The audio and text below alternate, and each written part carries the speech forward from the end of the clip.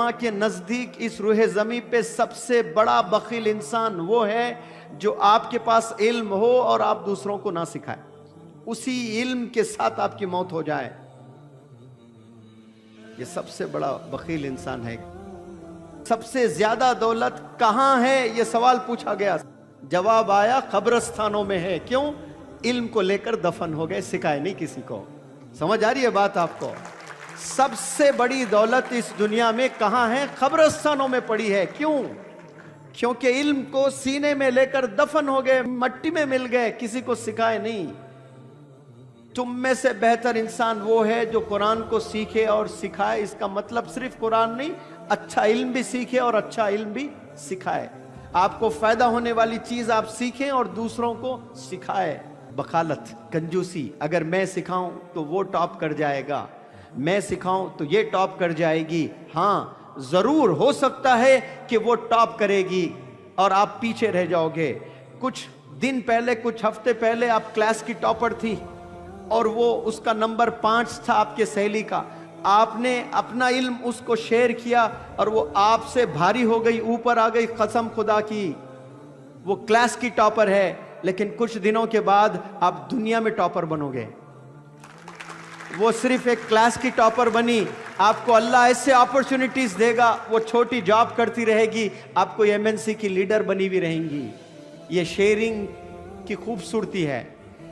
आप जब अपनी चीज किसी को देते हैं, कसम खुदा की अल्लाह कभी रखेगा नहीं, आपको रिटर्न करना ही करना है अल्लाह को।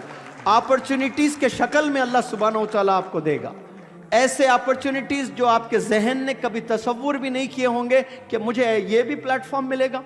आज इस ऑडिटोरियम में मैं यहां बैठकर आपको लेक्चर दे रहा हूं, यह मेरे जहनों में नहीं था कभी, लेकिन ये अल्लाह ने प्लेटफॉर्म दिया है मुझे। क्यों? मैंने मेरे नॉलेज को शेयर किया है आप लोगों के साथ और दुनिया वालों के साथ में। दफन ना करो, अपने सीनों में मत रखो, देना सीखो लोगों को। ये देने का कमाल है। लोग रख लेते हैं चीजों को, जो आप लुटाओगे। 1 कदम तू आगे बढ़ा, मैं तेरे 10 कदम आऊंगा। तू मेरे राह पर 1 रुपया खर्च, मैं तुझे माला माल कर दूंगा। अल्लाह कभी रखेगा नहीं, लेकिन हम लोग जमा जमा जमा जमा करके मर जाते हैं। हम लुटाने वाले नहीं हैं, हम शेयर करने वाले नहीं हैं। हमने नॉलेज को शेयर करना है। फिक्र करना मेरे रूममेट्स भी मुझसे बेहतर हो जाए, मेरे नीबर्स मुझसे बेहतर हो जाए। आज नीयत कितनी छोटी है हमारी। आप सिखाने से वो जरूर उस साल टॉप हो सकता है, जिंदगी भर टॉप कौन रहेंगे? शेयर करने वाला। और ये जो बंदा शेयर करता है ना, उसको परफेक्शन यानी टोटल परफेक्शन मिलता है। उसको क्या मिलता है? टोटल परफेक्शन आ जाता है उसमें। वो स्लम का बच्चा है, गरीब है, सुबह नाश्ता करता है, मालूम नहीं कि रात का खाना मैसर है कि नहीं है उसको। रात में खाकर सोता है, मालूम नहीं कि सुबह का नाश्ता मैसर है नहीं उसके जिंदगी में। लेकिन वो टोटल परफेक्शन के साथ अपनी झोपड़पट्टी से निकलकर बाहर कदम रखता है तो अल्लाह का एक इनाम होता है वहां, और एक सवारी की शक्ल में इनाम होता है। वो रोल्स रॉयस नहीं है, वो मर्सिडीज बेंज नहीं है, वो रेंज रोवर नहीं है, वो बेंटली नहीं है। उस सवारी का नाम है कॉन्फिडेंस। और उस पर जो भी सवार होते हैं वो सीधे मंजिल तक पहुंच जाते हैं, और इस मंजिल का नाम, प्यारे बच्चों, सक्सेस है। अब बीच में कितने डिस्ट्रैक्शंस आ रहे हैं हम लोग के, बताओ। इस तरह से लाइफ कोई नौजवान गुजार रहा है? बताएं मुझे, कोई गुजार रहा है? अब सक्सेस मिलने के बाद क्या है? उसने मर्सिडीज खरीदी, गाड़ी पसंद नहीं आई, हटा दिया उसने। BMW पसंद नहीं आई, रोल्स रॉयस ले रहा है। क्यों? उसके पास उतनी दौलत आ रही है। और दूसरे जो गुजरते गाड़ियों को देखते रहते, अब branded Mercedes, BMW, Bentley, range rover, खाली बोलने वाले बन जाते हैं वो लोग, देखने वाले बन जाते हैं। ये लोग उस पर सवार होते हैं। ये फर्क होता है। जवानी में जो सही वक्त गुजारते हैं वो अच्छी, वो पेरिस जा रहा है, और हम लोग ख्वाब है कि एक दफा पेरिस चला जाऊं, एक दफा स्विट्जरलैंड जाऊं। ये साल में 4 दफा जा रहा है बिजनेस ट्रिप पे स्विट्जरलैंड, और आपका ड्रीम ही है।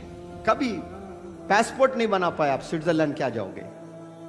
लेकिन आप ही का साथी ये जो चीजों पे चला, वो स्विट्जरलैंड भी जा रहा है, वो उम्रा भी जा रहा है, वो बेंटली पे भी घूम रहा है, वो रोल्स रॉयस पे भी घूम रहा है, हर चीज कर रहा है वो।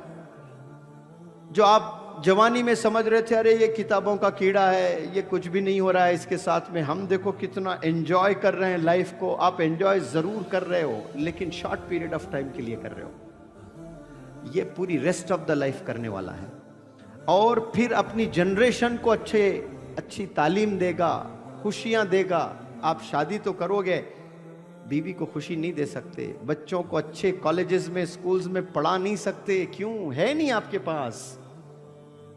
अच्छी बीवी गोरी चाहिए, कलीदार नाक, लेकिन खुशी नहीं दे सकते आप। वो बोलेगी मुझे पेरिस ले जाओ, नहीं ले जा सकते आप, है ही नहीं आपके पास में, वो सकत नहीं है आप में, कहां ले जाओगे आप? ये क्यों हो रहा है ऐसे? सिर्फ और सिर्फ अपनी जवानी को सही इस्तेमाल नहीं करने की वजह से।